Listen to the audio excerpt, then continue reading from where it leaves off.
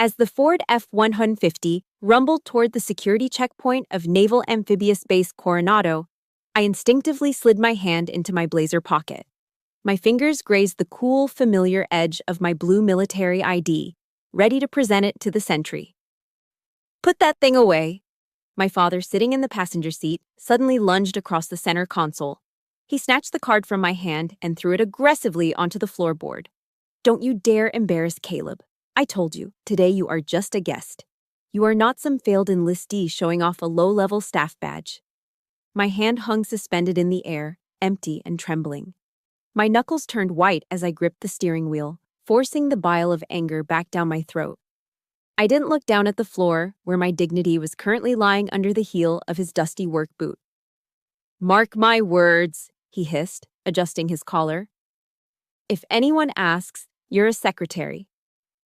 Don't let them know the Rileys have a quitter in the family." I swallowed the metallic taste of blood from biting my cheek and nodded. My poor deluded father didn't know that the card he just tossed wasn't a staff badge. It was a Rear Admiral's identification. It was the only card in this truck that had the authority to command the entire fleet, anchored just beyond that fence. I exhaled slowly, a practiced breath I learned in officer candidate school to lower my heart rate, and bent down at the waist. The cab of the truck smelled like stale coffee and the distinct, earthy odor of Ohio mud that seemed to follow my father everywhere. My fingers brushed against the rubber floor mat, searching. There it was. My ID card was wedged pitifully between a crushed, sticky Mountain Dew can and the heavy, mud-caked tread of his Timberland work boots. He didn't even have the courtesy to shift his leg.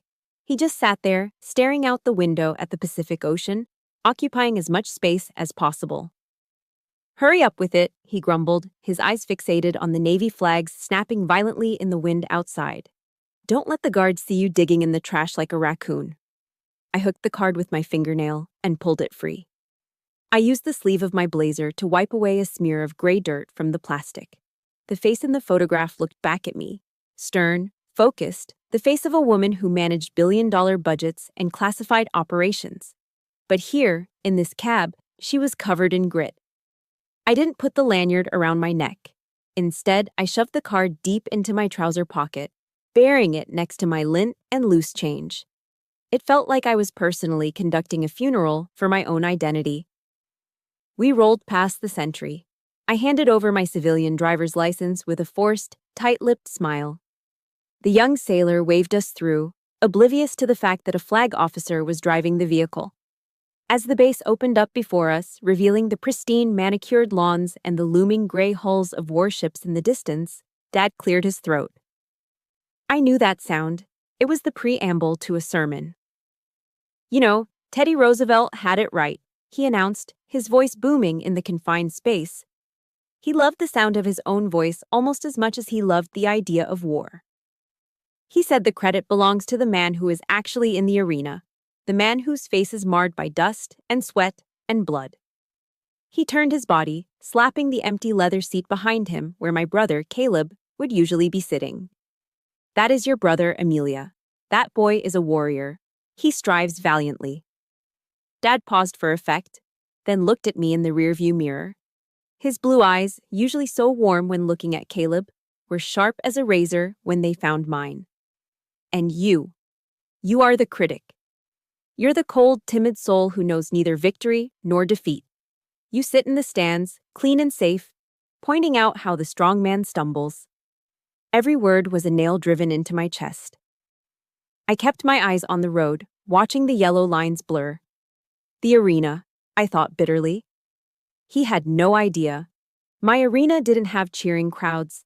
My arena was a windowless room in the Pentagon called a SCIF, where the air was recycled and the decisions I made determined whether thousands of men like Caleb lived to see another sunrise. But to Frank Riley, if you didn't have mud on your boots, you weren't working. "Frank, please, don't start on her." My mother's voice floated from the back seat. It was frail, barely audible over the hum of the engine. I glanced in the mirror. Mom was making herself as small as possible, gazing out the window at the passing barracks. That was her contribution to my defense for the last 40 years. A polite request for a ceasefire that she knew would be ignored. Dad let out a short, dismissive laugh. You coddled her, Mary. That's the problem. And look at the result. What has she done for the Riley name? 42 years old. No husband, no kids. Just some vague paper-pushing job in D.C. filing memos. Mom went silent. I saw her hand dip into her purse and pull out her rosary beads. Her thumb moved rhythmically over the plastic crucifix. Hail Mary, full of grace. Her silence was worse than his insults. His words were just noise, but her silence was a confirmation. It told me that in this war, I was entirely, utterly alone. I gripped the steering wheel tighter, reciting a different verse in my head. Matthew 6:4, Your Father who sees in secret will reward you. It was the only shield I had left. We pulled into the visitor parking lot near the parade deck. The asphalt was radiating heat. Before the engine even fully cut out, Dad had popped his door open, energized by the proximity to military greatness. And there he was. Caleb. My little brother stood near the entrance, looking like a recruiting poster in his dress whites. The uniform was crisp, the fabric blindingly bright in the California sun. Dad! Caleb yelled, waving. My father moved with a speed I hadn't seen in years. He practically leaped from the truck, bypassing me completely to wrap Caleb in a bone-crushing bear hug. There he is! There's my seal! I stepped out of the truck, the heat hitting me instantly. I walked around to the trunk to get our things, but Dad was already there. He grabbed the cooler full of water bottles and the heavy professional camera bag he had brought. He didn't hand them to me. He threw them at me. I caught the camera bag against my chest with a grunt, the strap tangling around my arm. The cooler slammed against my hip. Hold these, Amelia, he ordered, not even looking at me. His eyes were locked on Caleb, glowing with adoration. Your brother's hands are for holding a rifle and accepting medals, not for hauling water. At least make yourself useful for once. I stood there, weighed down by 50 pounds of gear, looking like a hired porter. Dad put his arm around Caleb's shoulders, and Mom fell in step beside them. They began walking toward the parade field, a perfect triad. So, tell me about Hell Week again, I heard Dad say as they drifted away. I adjusted the heavy strap cutting into my shoulder, the dust from the floorboard still on my fingers. I took a deep breath, swallowed the lump in my throat, and began to follow them, keeping a respectful 10 paces behind. Just a guest. Just a spectator. Just a ghost. The bronze statue of the naked warrior stood imposing on its concrete pedestal, a silent sentry overlooking the Pacific Ocean. It was the holy grail for every family visiting the Naval Amphibious Base. The statue, a tribute to the World War II frogmen, who were the forefathers of the modern SEALs, was the obligatory backdrop for graduation photos. The air here was salty and thick with the sound of seagulls and distant boat engines. My father, re-energized by the atmosphere, dropped the cooler he had been carrying and grabbed Caleb by the shoulder, steering him toward the monument. Get in there, Mary. You too, son, Dad barked, his face flushed with excitement. Right in front of the plaque, we need the ocean in the background. They shuffled into position.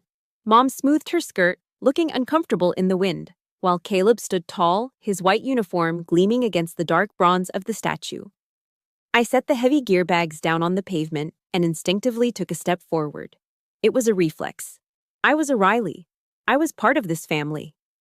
I moved to stand next to Mom, just as I had in every family portrait since I was a toddler.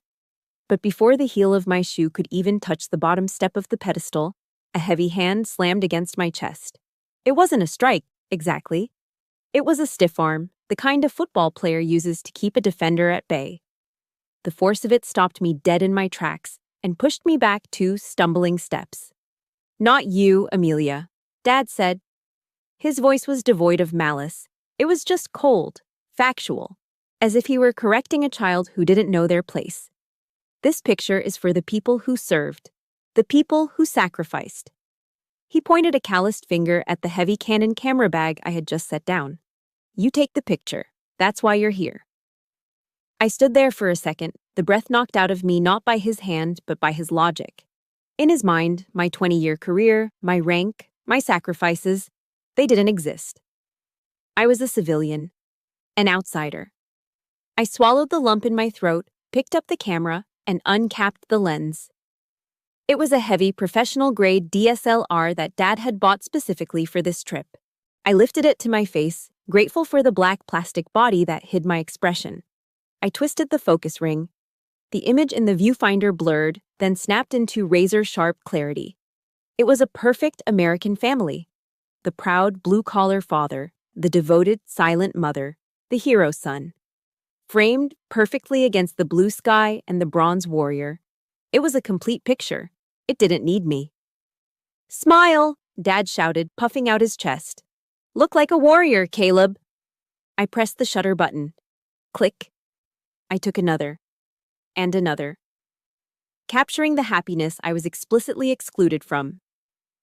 My eye began to water, blurring the viewfinder again, but I didn't dare lower the camera to wipe it away. I couldn't let him see me cry. I wasn't his daughter right now. I was the hired help. I was the logistics officer for the Frank Riley Glory Tour. "Frank, is that Frank Riley?" A booming voice came from the sidewalk behind me. I lowered the camera and turned. A large man in a plaid shirt and khakis was waddling toward us, flanked by a woman with dyed blonde hair. "Bob Miller!" Dad shouted, breaking his pose. He rushed over to shake the man's hand. "I didn't know you guys were coming out." It was Mr. Miller, our old neighbor from Ohio. Small world. They started the loud backslapping ritual of two Midwestern dads meeting far from home. Dad immediately pulled Caleb over, showing him off like a prize steer at the county fair. "You remember Caleb. Just graduated. Top of his class, probably." Dad bragged, ignoring the fact that Caleb had barely scraped by academically. Mr. Miller nodded appreciatively, then his eyes drifted over to me. He squinted against the sun. "And is that Amelia?" "Well, I'll be damned.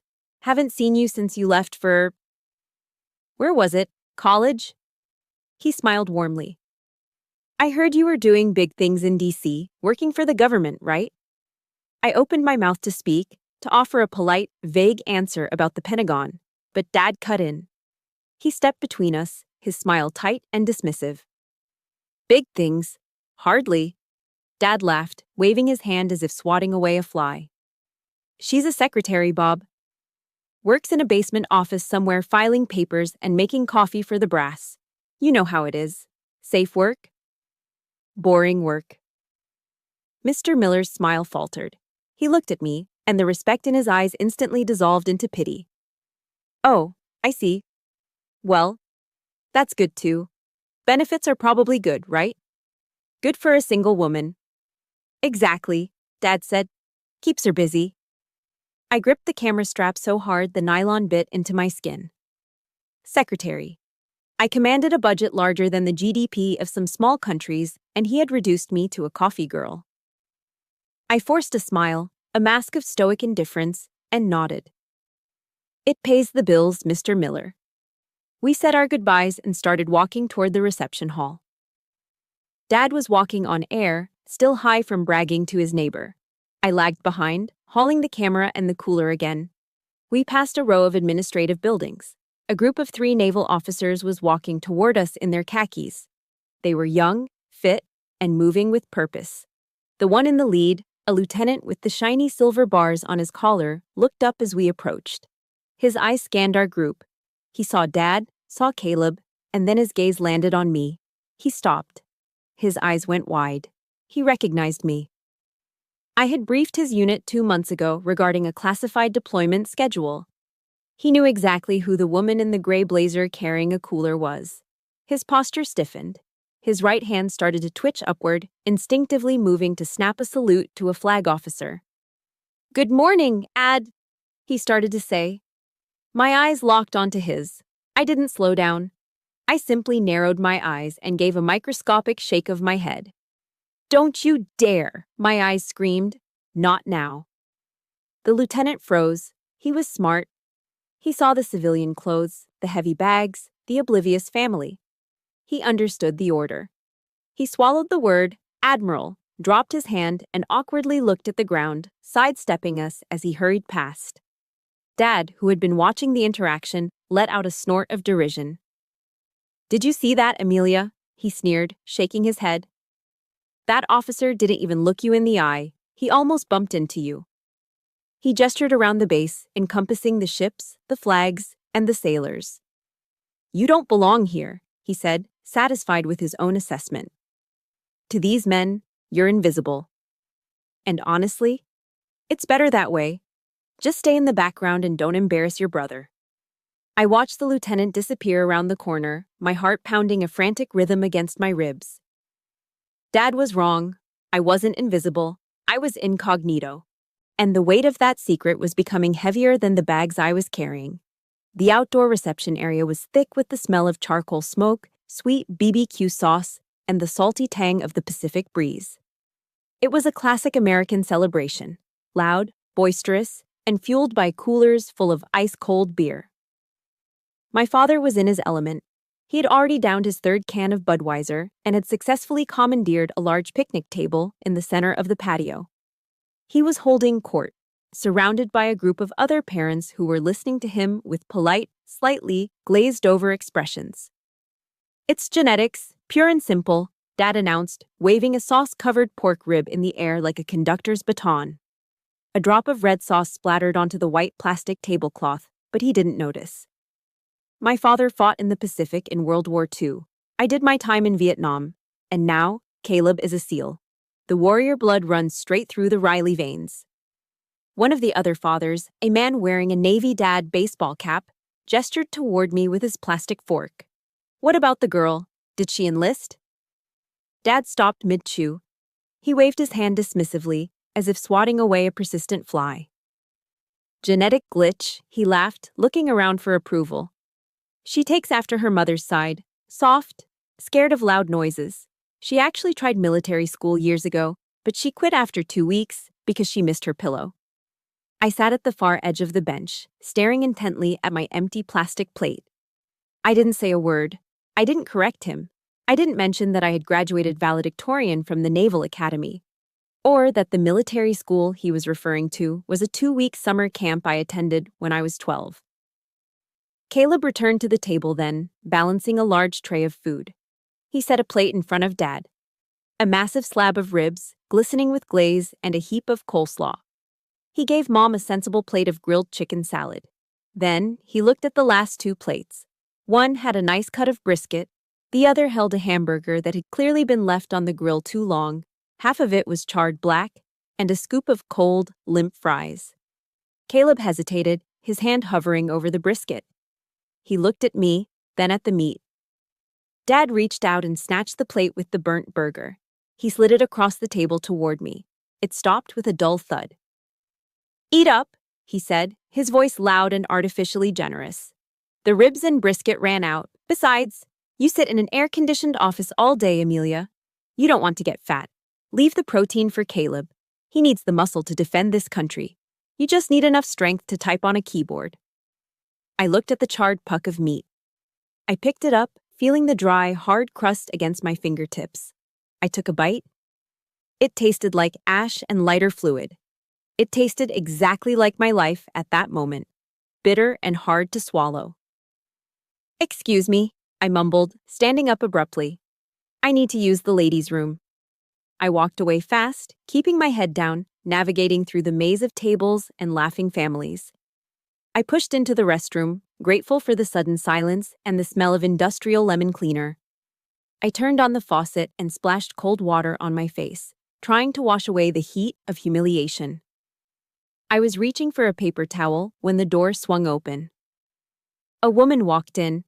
She was elegant, wearing a navy dress that cost more than my father's truck. It was Eleanor Harris, the wife of Admiral Harris, the commander of the Pacific Fleet. We had had dinner together just last week in D.C. She stopped dead in her tracks. Her eyes went wide. Amelia, she gasped. My God, is that you? She started to rush toward me, her arms opening for a hug.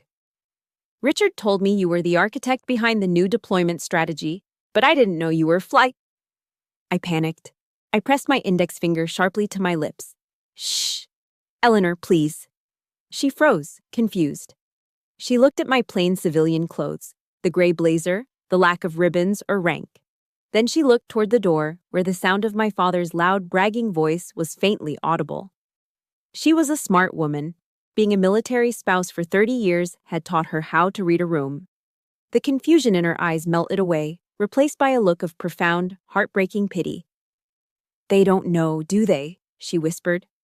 I shook my head, feeling my throat tighten. Eleanor stepped forward and took my wet hands in hers. She squeezed them hard. "You are the strongest woman I know, Admiral. I don't know how you do it." "Please," I whispered back, "don't blow my cover." She nodded solemnly, promising silence with her eyes. I waited a moment, composed myself, and walked back out into the heat.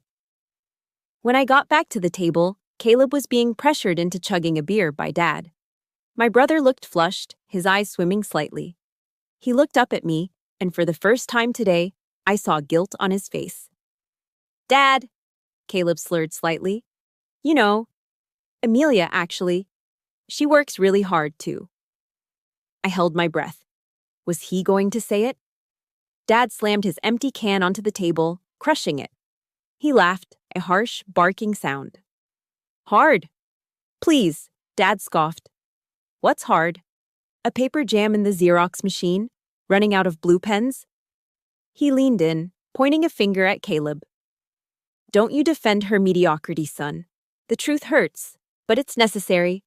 This world runs on men with guns, like you, not on the people who file the paperwork afterward." Caleb's mouth snapped shut. He looked down at his boots, choosing the safety of silence over the danger of the truth, just like Mom. I sat back down and picked up my cup of lukewarm water. I took a long sip to wash down the taste of the burnt burger. If you are listening to this and you know exactly how that bitter burger tasted, if you have ever had to swallow your pride just to keep the peace in your own family, do me a huge favor. Hit that like button and comment, "I am still standing," below. Let's show Frank Riley he's wrong. I set the cup down. 2 hours, I told myself. Just 2 more hours, and I can disappear. The boisterous noise of the reception, the clinking of beer cans, and the drone of my father's bragging voice finally became too much. The air under the patio cover felt thick, suffocating, composed entirely of charcoal smoke and lies. I slipped away while Caleb was distracted by a group of his new platoon mates. I didn't head for the parking lot. Instead, I walked toward the back of the venue, finding a narrow paved path that led down to the water. The further I walked, the quieter it got. The laughter faded, replaced by the rhythmic, heavy sound of the Pacific Ocean slapping against the concrete pilings. I found a spot on an old, deserted pier, far away from the celebration of the heroes. The wind out here was biting, whipping my hair across my face, but it felt clean. I leaned my elbows against the rusted iron railing and looked out at the bay. In the distance, the gray silhouettes of 3 Arleigh Burke-class destroyers bobbed gently in the harbor. Further out, the looming shadow of an aircraft carrier cut the horizon. I stared at them, feeling a strange, aching familiarity. That was my real family. Those millions of tons of steel, those radar systems, those thousands of sailors sleeping in narrow racks, they listened to me. When I spoke, they moved. When I signed a paper, they deployed. Yet 50 yards behind me, my own flesh and blood wouldn't even let me finish a sentence about my job. I reached into my pocket and pulled out a small, worn object. It was a rosary, the beads made of simple wood, smoothed down by decades of prayer. It had been my grandmother's. She was the only Riley who had ever looked at me with something other than disappointment. "Amelia," she used to say, holding my chin, "you have the eyes of a general. Don't let them make you look down." I rubbed the wooden cross with my thumb. The texture brought back a memory I'd tried very hard to bury. It was 3 years ago, the day I pinned on my first star. Making Rear Admiral is a statistical anomaly. It is the summit of a career, the moment you ascend from being an officer to being a flag officer. I had sent first-class tickets to Ohio a month in advance. I wanted them there. I wanted Dad to see that I had made it to the top of the mountain, even if I climbed a different path than he wanted. He sent the tickets back. I could still hear his voice on the phone, casual and dismissive. "Can't make it, Amy. I've got to reshingle the tool shed before the rains come. Besides, it's just a ceremony for paper pushers, right? Not like you're receiving the Medal of Honor. That night, after the ceremony, after the handshakes from the Secretary of the Navy and the polite applause of strangers, I didn't go to the gala dinner. I felt like a fraud in the ballroom. Instead, still wearing my dress whites, the immaculate choker collar, the gold shoulder boards, the single star gleaming under the streetlights. I drove my car through an In-N-Out drive-thru. I bought a double-double, animal style, and a chocolate shake. I parked in the darkest corner of the lot, engine idling. I sat there, a newly minted Admiral, eating a fast food burger alone in the dark. I remembered a drop of special sauce falling onto my pristine white trousers, leaving a stain I couldn't wipe off. I stared at that stain and broke down. I cried until I couldn't breathe, sobbing into the wax paper wrapper. That night, amidst the smell of grilled onions and loneliness, I learned the hardest lesson of command. Success unshared is colder than failure. A victory with no one to toast it feels remarkably like a defeat. The wind on the pier gusted, snapping me back to the present. The salt spray stung my eyes, or maybe they were stinging for other reasons. I closed my hand tight around the rosary, the wood digging into my palm. I bowed my head. "Lord," I whispered into the crashing waves, my voice cracking. "Take this cup from me." I wasn't Jesus in the garden, but I felt the weight of my own impending crucifixion. I knew what was coming in that hall, more insults, more erasure. "But," I continued, the prayer turning into a bargain, "if I must drink it so this family can have their happy day, then give me the strength to stay quiet. Give me the humility to play the fool for just a few more hours. Don't let me scream at him. Don't let me destroy him just to save my own pride." I didn't pray for glory. I didn't pray for them to recognize me. I just prayed for the endurance to survive their ignorance. Then, the sky tore open. Boom roar. The sound was physical, a vibration that started in the soles of my feet and rattled my teeth. 2 FA-18 Super Hornets screamed overhead, banking hard over the bay in a low-altitude training maneuver. They were moving at 400 knots, trailing white vapor from their wingtips, their afterburners glowing like angry eyes. The noise was deafening. To anyone else, it was just noise. But to me, it was a language. It was the sound of freedom. It was the sound of billions of dollars of American air power. And it was the sound of my world. I opened my eyes and watched them bank upward, disappearing into the clouds. My heart, which had been beating with the erratic rhythm of anxiety, suddenly steadied. It synced with the fading roar of the jets. I am not a secretary, the rhythm beat. I am not a disappointment. I am Rear Admiral Amelia Riley. I command the chaotic sea.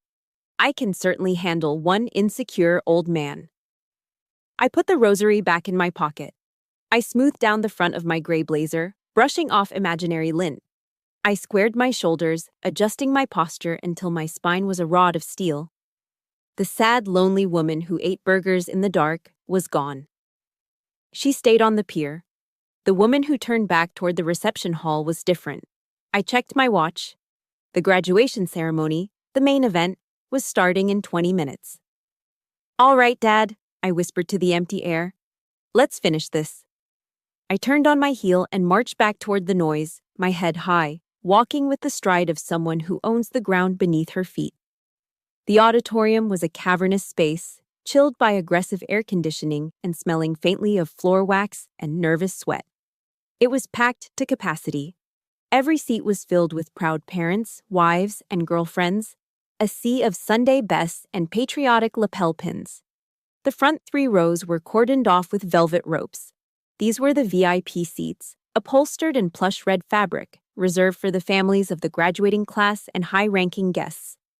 My father, energized by the grandeur of the event, practically marched Mom down the center aisle.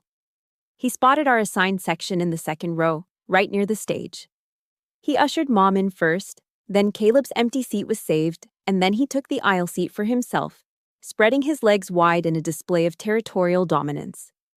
I followed close behind, carrying the heavy camera bag and the cooler, my shoulders aching. I moved to slide into the empty seat next to Mom, grateful for a chance to finally sit down. Thump. Dad swung the heavy canvas camera bag off his shoulder and dropped it squarely onto the seat I was aiming for. He then draped his navy blue blazer over the back of it. "Full up," he said, not even turning his head to look at me. His eyes were scanning the program. I blinked, confused. "Dad, that's a seat. The bag can go on the floor." "The floor is dirty," he snapped, finally glancing at me with irritation. "That's expensive equipment. Besides, you need to be mobile. You can't get good angles from here." He gestured vaguely toward the back of the auditorium with his thumb. "Go find a spot in the back, or stand against the wall. You're just here to take pictures when Caleb walks across the stage anyway. Don't crowd the family section." I looked at Mom. She was studying her hands, twisting her wedding ring. I looked around. People were watching.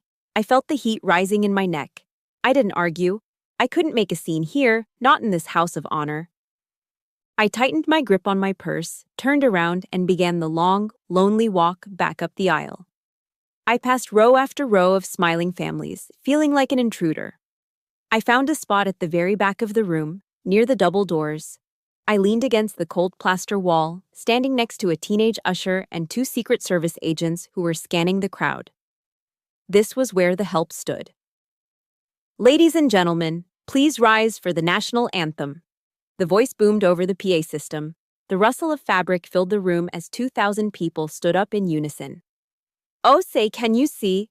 The familiar notes of the Star-Spangled Banner swelled from the orchestra pit. My spine snapped straight instinctively. My heels clicked together. My right hand twitched, starting its upward arc toward my brow for a salute. It was muscle memory, burned into me over 20 years of service. I caught myself just in time. I forced my hand down to my side, clenching it into a fist to stop the reflex. I was in civilian clothes. I was incognito. I wasn't an officer today. I was Frank Riley's disappointment.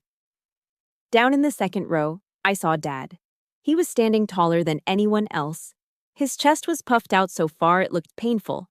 He was singing, his baritone voice booming louder than the people around him, making sure everyone knew how patriotic he was. He looked the part of the perfect American father. As the anthem faded, the room remained standing. A petty officer took the stage. "The SEAL ethos," he announced. 200 young men in dress whites shouted in unison. Their voices shook the walls. "In times of war or uncertainty, there is a special breed of warrior ready to answer our nation's call. I will never quit. My nation expects me to be physically harder and mentally stronger than my enemies." Dad turned his head. He looked all the way to the back of the room, searching for me. When he found me standing against the wall, he locked eyes with me. He didn't smile. He just nodded slowly, as if to say, "Do you hear that? That is what you are not." We sat down. The base commander, a captain with a chest full of ribbons, took the podium. He began a speech about the silent professionals, the men who work in the shadows, the sacrifice that goes unnoticed. I watched Dad lean over to the man sitting next to him, a stranger. Dad pointed to the stage, then gestured back toward me. I couldn't hear the words, but I could read his lips perfectly. "That's my boy up there. My girl. No, she likes the easy life, paperwork." The stranger chuckled and looked back at me with a sympathetic shake of his head. I felt like I was being suffocated. The air in the room felt thin. He was slandering me in my own church, desecrating my service in the very hall where I had sworn my oaths. I wanted to leave. I wanted to push through those double doors and drive until the ocean ran out. But I stayed. I stayed because I was a Riley, and we didn't run. I stayed because I was a stoic, and I could endure this. And now, the announcer's voice cut through my internal spiral. "It is my distinct honor to introduce the commander of Naval Special Warfare Command, Lieutenant General Michael Vance." The room went deathly silent. This was the main event. General Vance walked onto the stage. He was a legend, a 3-star general who had seen combat in 3 different decades. He moved with the predatory grace of an old eagle. He didn't approach the podium immediately. Instead, he walked to the edge of the stage. He didn't look at his prepared remarks. He looked at the audience. His eyes, sharp and intelligent, began to scan the crowd. He was looking for something, or someone. He looked at the VIP section. He looked right past my father, who was practically vibrating with excitement. He looked past the captains and the majors. His gaze swept up, over the heads of the crowd, all the way to the back of the room. And then, he stopped. Across 100 feet of crowded auditorium, the general's eyes locked onto mine. He froze. His brow furrowed slightly, a flicker of genuine surprise crossing his stoic face. He squinted, confirming what he was seeing. Then the surprise evaporated, replaced by a look of intense, profound recognition. My breath hitched in my throat. The air conditioner hummed, but for me, the world had gone silent. He saw me. He really saw me. And I knew, with terrifying certainty, that the silence was about to be broken. General Vance did not look down at the prepared speech on the podium. He stood there for a long, uncomfortable moment, his hands gripping the edges of the lectern until his knuckles showed white. He leaned forward, and a sharp, high-pitched screech of feedback from the microphone sliced through the silence, making half the room flinch. The general didn't apologize for the noise. He just stared out at the sea of faces, his expression unreadable. Before we proceed with commissioning these new warriors, Vance's voice rumbled through the speakers, deep and gravelly. I've noticed a significant breach of protocol. In the second row, my father perked up. He craned his neck, looking around excitedly. He leaned over to Mom, whispering loud enough for me to hear from the back of the room. Protocol, Dad muttered, nodding sagely. Bet a senator just walked in, or maybe the Secretary of Defense. Watch, Mary, someone big is coming. He smoothed his tie, readying himself to be in the proximity of power. He had no idea the power was already in the room, standing 40 feet behind him against a cold plaster wall. This unit is trained to identify threats and assets in high-stress environments, General Vance continued, his eyes still scanning the back of the room. But today, it seems we have failed to recognize our own chain of command. The room went deadly quiet. You could hear the hum of the air conditioning vents. Then, General Vance raised his right arm. He pointed a single, steady finger directly over the heads of the VIPs, over the heads of the officers, straight at the back corner near the exit doors. Straight at me. I am honored to recognize the presence of the architect behind our current Pacific defense strategy, a woman who taught me everything I know about naval intelligence operations, Vance said, his voice swelling with authority. Welcome ashore, Rear Admiral Amelia Riley. The name hit the room like a physical blow. For a split second, there was absolute silence. The kind of silence that follows a gunshot before the echo registers. My father froze. His body went rigid, as if his spine had fused into a solid bar of iron. He didn't turn around immediately. He couldn't. His brain was trying to process a reality that contradicted his entire existence. Slowly, painfully, like a rusted turret traversing on a tank, Frank Riley turned in his seat. He looked past the velvet ropes. He looked past the rows of strangers. He looked all the way back to the shadow against the wall. His mouth fell open. His eyes were wide, round discs of pure, unadulterated shock. He looked like he was seeing a ghost. But the general wasn't done. Captain, Vance barked at the commanding officer on stage. The captain snapped to attention. He took a breath that expanded his chest, and then, with a voice that could shatter glass, he bellowed the most powerful command in the Navy. Attention on deck. Kaboom! It wasn't a sound. It was an earthquake. In a single, synchronized motion, 200 graduating SEALs on the stage and dozens of high-ranking officers in the audience surged to their feet. 400 heels slammed into the wooden floorboards at the exact same millisecond. The sound reverberated through my ribcage, a thunderclap of discipline and respect. The entire auditorium became a sea of white and khaki uniforms, turning as one. They weren't facing the stage anymore. They were facing me. 250 hands snapped up. The air whistled as they cut through it. It wasn't a casual wave. It wasn't the half-hearted gesture of a neighbor. It was a rigid, razor-sharp salute. Every spine was straight, every chin was tucked, every eye was locked onto the secretary in the gray blazer. I peeled myself away from the wall. I didn't need the shadows anymore. I stepped into the aisle, standing in the pool of light. I squared my shoulders, lifting my chin. I looked through my glasses, scanning the faces of the men who were currently offering me their unconditional obedience. I saw Caleb up on the stage. His face was drained of blood, pale as his uniform. He was saluting, his hand trembling slightly against his brow, his eyes wide with a mixture of terror and awe. And then I looked down at the second row. Frank Riley was the only man sitting down. He looked small. He looked withered. His hand, which had been holding his iPhone to record Caleb, went limp. Clatter. The phone hit the floorboards, sliding under the seat in front of him. He didn't reach for it. He couldn't move. He was staring at me and then looking back at the 3 silver stars on General Vance's shoulder, and then back at me. The math finally worked in his head. The paperwork, the office job, the secretary. The lie he had told himself, the lie that I was a failure so he could feel like a success, shattered into a million jagged pieces. His face turned a deep, violacious red. It started at his collar and flooded up to his hairline. It wasn't anger. It was shame. A thick, suffocating shame that seemed to shrink him physically. He slumped in his chair, pulling his arms in, trying to make himself disappear between the standing giants who were saluting his daughter. For 40 years, Frank Riley had been the loudest man in every room. But in this hall of heroes, under the weight of the truth, he was finally, blissfully silent. If you felt a shiver down your spine when those heels hit the floor, and if you believe that the truth always comes out in the end, do me a favor. Hit that like button right now and comment, "Respect," below. Let's show Frank Riley that we see exactly who the real hero is. I held the gaze of the room for one heartbeat longer. Then, slowly, deliberately, I raised my right hand. I didn't smile. I simply returned the salute.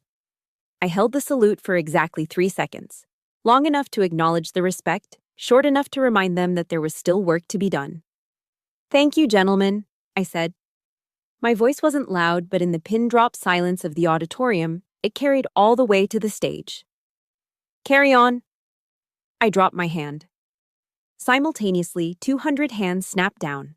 The sound of fabric brushing against fabric was the only noise in the room. General Vance nodded at the stage, signaling the ceremony to continue, and the room exhaled. People sank back into their seats, the folding chairs squeaking under the collective weight of a stunned audience.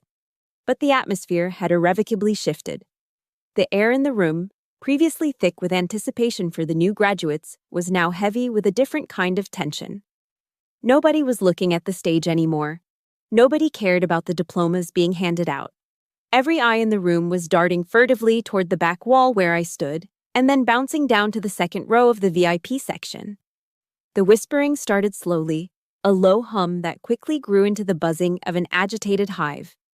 In a small town or a tight-knit military community, gossip travels faster than light. "Did you see that? That's Frank Riley's daughter. I thought he said she was a secretary." "A rear admiral? Does he not know his own kid's rank?" "God, that's embarrassing. He's been bragging about the son all morning and ignoring a flag officer."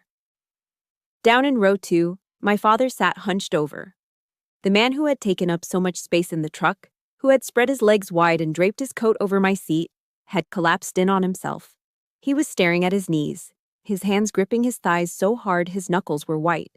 He looked like he was trying to physically shrink, to fold himself into the gaps between the floorboards. Mr. Miller, our neighbor from Ohio, leaned in from the aisle seat. He didn't whisper quietly enough. "Frank," Miller hissed, confused but accusing. "You told me she made coffee. You said she was administrative support." Dad didn't answer. He couldn't. He just shook his head slightly, a jerky, spasm-like motion. He didn't look left. He didn't look right.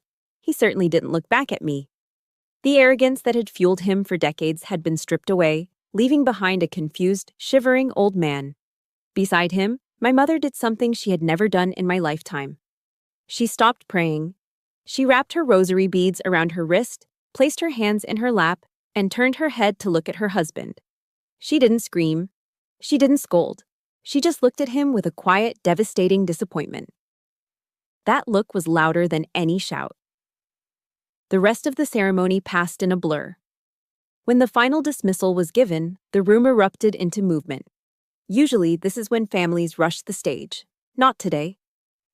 General Vance stepped off the podium and walked straight down the center aisle. People who had been waiting to shake his hand saw his trajectory and instinctively stepped back. The crowd parted like the Red Sea, clearing a wide path from the stage directly to the back wall. Vance ignored the local politicians. He ignored the other officers. He walked straight up to me, his hand extended. "Amelia," he said warmly, grasping my hand in a firm shake. "I didn't know you were on the guest list. If I had known, I would have had a chair for you next to me on stage. We could have used your input on the keynote." "I'm just here as family today, General," I replied, keeping my voice level. "Off the clock." "Family?" Vance raised an eyebrow. He turned his head, looking down the empty aisle toward the second row, where my father was struggling to stand up, looking like a man walking on a ship in a hurricane. "Well," Vance said, his voice carrying clearly to the VIP section. "They must be incredibly proud. It's not every family that produces a strategist of your caliber. The Navy is lucky to have you, Admiral." The words hit my father like physical blows. Proud, strategist, Admiral. Frank Riley stood up, swaying slightly. He grabbed his coat, clutching it to his chest like a shield. He didn't look at the general. He looked like he wanted to run, to flee the scene of his public execution. "Excuse me, sir," I said to Vance. "I should go see my brother." Vance nodded respectfully and stepped aside. I didn't have to go far. Caleb was already running toward me. He had jumped off the stage, bypassing the stairs. He still held his diploma in one hand and his trident pin in the other. He ran right past Mom. He ran right past Dad, who had half raised a hand as if expecting a high five. Caleb didn't even slow down for him. My brother skidded to a halt in front of me, his chest heaving, sweat dripping down his forehead. He looked at me with wide, terrified eyes. "Amelia," he stammered. He looked at my civilian clothes, then at my face, struggling to reconcile the sister he bullied with the officer his commander had just saluted. "Rear Admiral, I didn't." He started to raise his hand to salute, a reflex of his new training. I reached out and knocked his hand down gently. I stepped forward and pulled him into a hug. It wasn't a formal embrace. It was a sister holding her baby brother. I felt him shaking against me. "Congratulations, Caleb," I whispered into his ear. "You made it. Good job." He pulled back, tears welling in his eyes. He looked over my shoulder at the crowd, then back at me. "I'm sorry," he whispered, his voice cracking. "I should have said something at the table. I should have told him. I was a coward." I gripped his shoulders, feeling the new muscle he had built over months of hellish training. "You're a SEAL now, Caleb," I said firmly, looking him dead in the eye. "We don't do cowardice, not anymore. You stand up for the truth, even when it's inconvenient. Understood?" "Hoo-yah," he whispered automatically. "Go see Mom," I said, releasing him. He nodded and turned away. I stood there alone for a moment near the exit. I looked past the crowd, past the curious stares of the Millers and the other parents. I saw my father. He was standing by the double doors, silhouetted against the bright California sunlight streaming in from outside. He was alone. No one was shaking his hand. No one was asking him about his war stories. His shoulders were slumped, and his head hung low. He looked like a deflated balloon, empty and pathetic. The rage that had been burning in my gut since the car ride this morning finally cooled. It didn't feel like victory. It felt like tragedy. I took a deep breath, adjusted my glasses, and walked toward the door. The silence in the room was deafening, but the storm outside was just beginning. The walk to the truck was a gauntlet of suffocating silence. Dad marched ahead, head down, shoulders hunched, ignoring the curious looks from the lingering families in the parking lot. Mom scurried behind him, clutching her purse like a life preserver. I brought up the rear, still carrying the heavy cooler and the camera bag that now felt like evidence of a crime.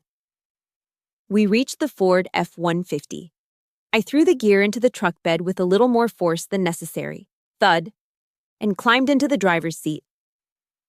The moment the heavy doors slammed shut, sealing us inside the cab, the air pressure seemed to drop.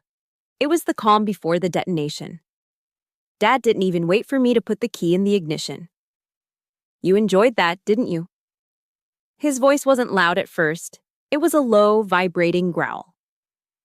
He was staring straight ahead at the dashboard, his face a mottled patchwork of red and purple. "Excuse me?" I asked, my hand hovering over the gear shift. "You set me up!" he exploded. He slammed his open palm against the dashboard, making Mom flinch in the back seat. "You planned this whole thing. You let me run my mouth. You let me make a fool of myself in front of General Vance just so you could humiliate me." He turned to me then, his eyes bulging, veins throbbing in his neck. This was his defense mechanism. I knew it well. When Frank Riley felt small, he attacked. He couldn't process his own shame, so he had to convert it into anger and project it onto me. He had to believe I was a villain so he didn't have to admit he was a failure. "You wanted revenge because I wouldn't let you be in the picture," he shouted, spit flying. "You wanted to show off. Look at me, I'm the Admiral, and my dad is just a dumb ditch digger from Ohio." "Is that it, Amelia? Did you get your kick?" "Stop it, Frank." My mother's scream from the back seat was so sharp, so unexpected, that it actually silenced him for a second. In 40 years, I had never heard Mary Riley raise her voice above a whisper. "Just stop it," she sobbed.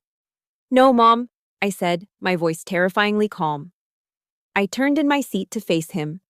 "Let him speak. I want to hear this." I looked at my father. I didn't feel the old fear anymore. I felt cold. I felt like steel. "You think I have time for games, Dad?" I asked, my voice cutting through the heat in the cab. "I command the 7th Fleet. I manage nuclear assets. I don't have time to orchestrate a soap opera just to hurt your feelings." "Then why didn't you say anything?" he demanded, his voice cracking. "Why did you let me treat you like a secretary?" "Because you never asked," I shot back. "Not once. In 20 years, Dad. You never asked me what I did. You asked if I was married. You asked if I had kids. You asked if I was gaining weight. But you never asked me about my service. You were too busy painting me as a failure so you could feel like the big man in the house." He scoffed, shaking his head, trying to regain his footing. "Service? What service? Sitting in an air-conditioned office, pushing papers?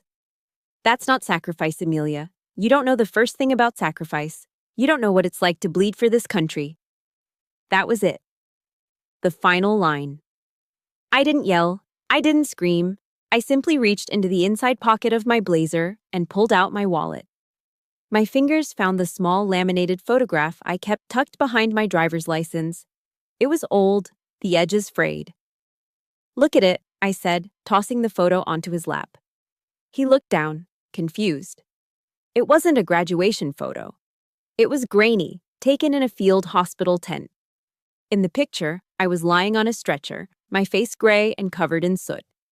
My right shoulder was heavily bandaged, blood seeping through the gauze, staining my desert camouflage uniform dark red. Standing over me, pinning a medal onto my bloody uniform, was a younger General Vance. Dad stared at the photo. He squinted at the medal.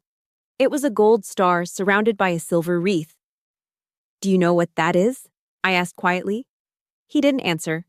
His hand started to shake. As a military enthusiast, he knew exactly what it was. "That is the Silver Star, Dad," I said. "Third highest military decoration for valor in combat, awarded for gallantry in action against an enemy of the United States." I didn't," he stammered. "Kandahar Province, November 2010, I recited, the mission report still burned into my memory. "My intelligence unit was ambushed during a site extraction. We were outnumbered 3-1. I took 2 rounds to the shoulder, but I returned fire. I neutralized 3 insurgents and dragged my comms officer 200 yards to the extraction point." I pointed at the photo in his lap. "I didn't get that for typing memos, Dad. I got that for killing men who were trying to kill us." Dad picked up the photo. His fingers brushed against the date printed in the corner. Nov. 26, 2010. He froze. His eyes widened as the date registered. "November 26th, he whispered. "Thanksgiving," I said ruthlessly. Do you remember that Thanksgiving, Dad? You called me. I was in the hospital in Germany, recovering from surgery. But I couldn't tell you that because the mission was classified. I told you I was swamped with work. And you screamed at me. You told me I was a selfish workaholic who didn't care about family. You told me I was ungrateful. I leaned closer to him. I was bleeding through my bandages while you were yelling at me about a turkey. The air went out of him. The anger, the bluster, the arrogance, it all evaporated, leaving behind a hollow shell. He looked at the photo, at the blood, at the metal, and then he looked at me. He really looked at me, seeing the faint scar on my neck that he had probably never noticed before. A silver star, he choked out. His face crumbled. The tears came instantly, overflowing his eyes and running down his weathered cheeks. It wasn't the polite crying of a funeral. It was the ugly, jagged sobbing of a man realizing that his entire worldview was a lie. He dropped the photo and slumped forward, burying his face in the steering wheel. His shoulders heaved violently. "Oh, God," he wept, his voice muffled against the leather. "Oh my God, Amelia, what have I done?" I sat back in my seat, watching him fall apart. The fire in my chest burned out, leaving only a dull, aching exhaustion. I didn't touch him. I didn't comfort him. Not yet. He needed to feel this. He needed to feel the full weight of the years he had stolen from us. "You didn't see me, Dad," I said softly, looking out the windshield at the ocean. "You never saw me." It was 11 o'clock at night. We found ourselves in the back corner of a Denny's just off the highway, the kind of place that serves as a sanctuary for weary travelers and broken families alike. The restaurant was mostly empty. The overhead fluorescent lights hummed with a low electric buzz, casting a sterile yellow glow over the red vinyl booths. The air smelled thick with the scent of cheap coffee, maple syrup, and industrial floor cleaner. A uniquely American perfume that somehow felt comforting in its familiarity. We had shed our armor. Caleb had changed out of his dress whites into a wrinkled gray t-shirt and jeans. I was back in my blazer, but I had loosened the scarf around my neck. Dad sat across from me, but he wasn't the boisterous, chest-thumping patriarch from the morning. He was just an old man in a flannel shirt. He held a white ceramic mug of black coffee between his hands, staring into the dark liquid as if it held the secrets of the universe. The steam rose up, curling around his face, highlighting the deep lines etched into his forehead. He looked 10 years older than he had at sunrise. The silence at the table wasn't the suffocating pressure of the truck ride. It was softer, heavier, colored by the exhaustion of a man who had finally put down a load he'd been carrying for decades. The waitress, a woman named Brenda with tired eyes and a kind smile, topped off Dad's coffee. He nodded a silent thanks, but didn't drink. "I never made it past Sergeant," he said suddenly. His voice was rough, like gravel grinding together. He didn't look up. He kept his eyes fixed on the coffee. "I was an E5, he continued, his thumb tracing the rim of the mug. "Average, forgettable. I came home, started the construction business, and told everyone I was a big shot. But I knew." He finally lifted his head. His eyes were red-rimmed and swollen. "When you got into the academy, and then when you started climbing, lieutenant, commander, captain, I got scared." I watched him, my own coffee forgotten. "Scared of what, Dad?" "Scared that you would look at me and see a failure," he whispered. The admission hung in the air between us, raw and terrifyingly honest. "I was your father. I was supposed to be the giant in the room. But you were becoming a giant, Amelia. And I felt myself shrinking." He took a shaky breath. "So I had to push you down. I had to convince myself and everyone else that you were just a paper pusher. If I could make your success look small, then maybe I could still feel big." It was jealousy, Amelia.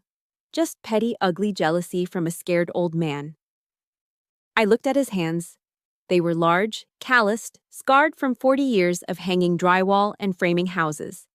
They were the hands that had built the roof over my head. They were the hands that had held my bicycle seat when I was learning to ride. I reached across the sticky laminate table and covered his rough hand with mine. His skin felt like sandpaper, warm and familiar. "Dad," I said gently, waiting until he met my gaze. "Look at me." He blinked, a fresh tear leaking out. "I don't need you to be a war hero," I told him, my voice steady. "I don't need you to be a general. I work at the Pentagon, Dad. I have dozens of generals barking orders at me every single day. I have enough people trying to save the world." I squeezed his hand, feeling the tremors in his fingers. "I don't need another officer. I just need a dad.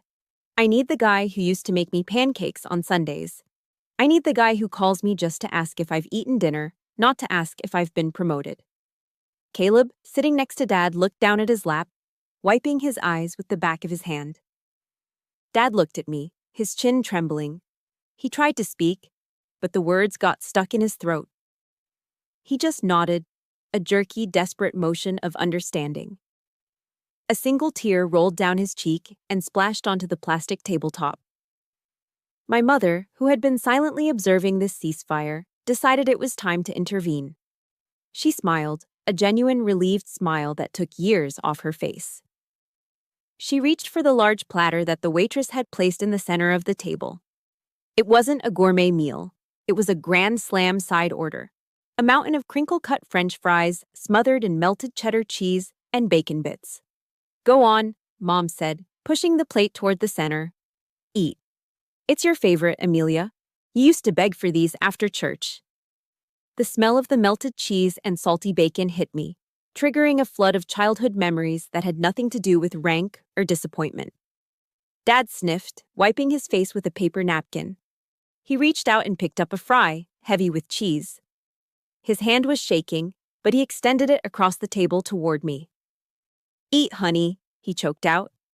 I'm sorry about the burnt burger. I'm sorry about the scraps." I looked at the fry. It was greasy, unhealthy, and absolutely perfect. I leaned forward and took it from his hand. I took a bite. It was warm and salty. "It's okay, Dad," I said, chewing slowly. "This is better than any steak." I picked up another fry and offered it to him. He took it, and for the first time in 20 years, we broke bread not as adversaries, but as father and daughter. The taste of the cheap cheese and the diner grease mixed with the salt of our tears. It wasn't just food. It was the taste of forgiveness. The curbside drop-off at Terminal 2 of San Diego International Airport is usually a place of chaotic, hurried goodbyes. Cars double park, horns honk, and people rush to drag luggage out of trunks before the airport police wave them along. But as I put the truck in park and stepped out into the mild morning air, everything felt slow, deliberate. My parents were standing on the sidewalk with their luggage. Mom looked tired but peaceful, clutching a bag of souvenirs for the grandkids back in Ohio. Caleb gave me a quick, bone-crushing hug, whispered a final, "Thank you, sis," and grabbed the bags to head toward the check-in counter. That left me and Dad. He wasn't wearing the tight, uncomfortable suit he had worn to the ceremony yesterday. He wasn't wearing his construction flannel either. He was wearing a brand new navy blue t-shirt. The cotton was crisp, the fold lines still visible. He must have snuck into the Navy Exchange store on base while I was grabbing coffee this morning. He stood with his chest puffed out, but not in the arrogant way he used to. He stood so the white lettering on the left breast pocket was clearly visible to everyone walking past. Proud dad of a Navy Rear Admiral. He didn't say a word about it. He didn't point to it. He just wore it, quietly broadcasting the truth he had tried to bury for 20 years. It was his way of apologizing, a silent billboard of atonement worn right over his heart. "Well," he said, clearing his throat, looking at the sliding glass doors of the terminal. "I guess this is it." "I guess so," I said. "Flight leaves in 2 hours. Don't miss it." Usually this would be the part where he gave me a half-hearted, one-armed hug and told me to keep out of trouble or find a husband. But Frank Riley didn't move toward me. Instead, he took a step back. He looked down at his feet and shuffled them until his heels were touching. He straightened his spine, pulling his shoulders back, erasing the slump of old age. The crowd of travelers flowed around us, businessmen in suits, families going to Disney, backpackers. They were all in a hurry. But my father stood still, an island of discipline in a river of chaos. Slowly, with a hand that trembled slightly from age but moved with the muscle memory of a young man, he raised his right hand to his brow. He didn't look at me as his daughter. He looked at me as his superior officer. "Goodbye, Admiral," he said. His voice cracked on the title, thick with a mixture of regret and immense, overwhelming respect. I felt a lump form in my throat, hard and painful. I straightened my own posture, mirroring his stance. I wasn't wearing my uniform. I was in jeans and a blazer. But in that moment, we were both soldiers. I smiled, a genuine warm smile that reached my eyes. I raised my hand and returned the salute, sharp and precise. "Goodbye, Dad," I said softly. "Stay safe." "Sergeant?" His eyes widened slightly at the rank. I saw his chin wobble. For a man who felt he had failed because he never rose high enough, hearing his rank spoken with honor by a flag officer was the ultimate validation.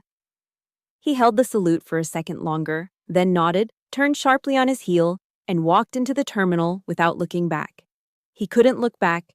I knew he was crying again, and Frank Riley still had enough pride left to want to hide that from his commanding officer.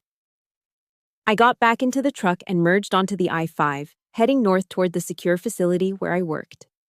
The silence in the cab was different now. It wasn't empty. It was peaceful.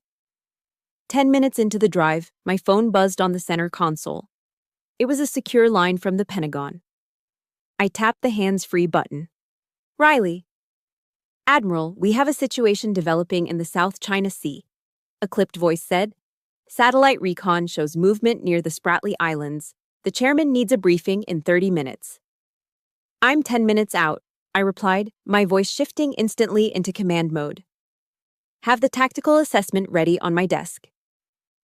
"Aye, ma'am." The line clicked dead. Just like that, the family drama was over. The real world, the dangerous, complex world of geopolitics and naval strategy, was waiting for me. I would walk into a windowless room, surrender my phone, and spend the next 12 hours making decisions that would never make the evening news, but would keep the world spinning.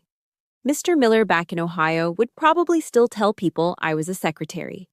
The neighbors would still wonder why Frank's daughter never came home for holidays.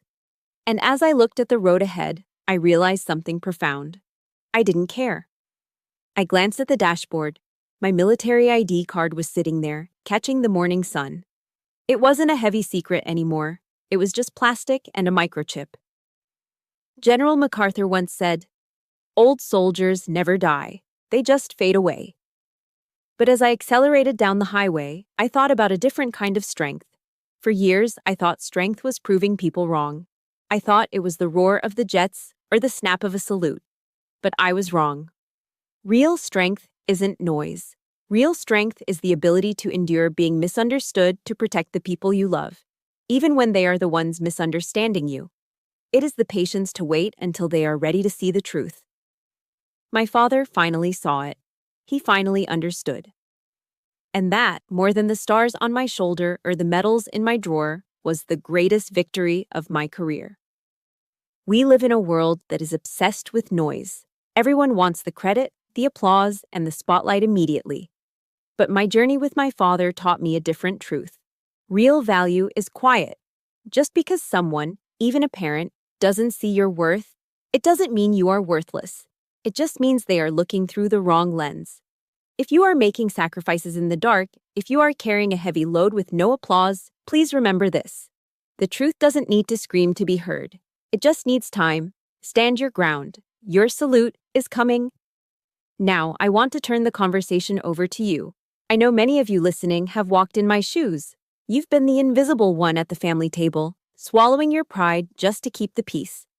Or maybe you represent the quiet strength in your own circle. I want to read your story. Tell me about your Emilia moment in the comments below. And if this story resonated with your heart, please do me a favor. Hit that like button and subscribe to the channel. Let's build a community where every silent hero finally gets heard. Until next time.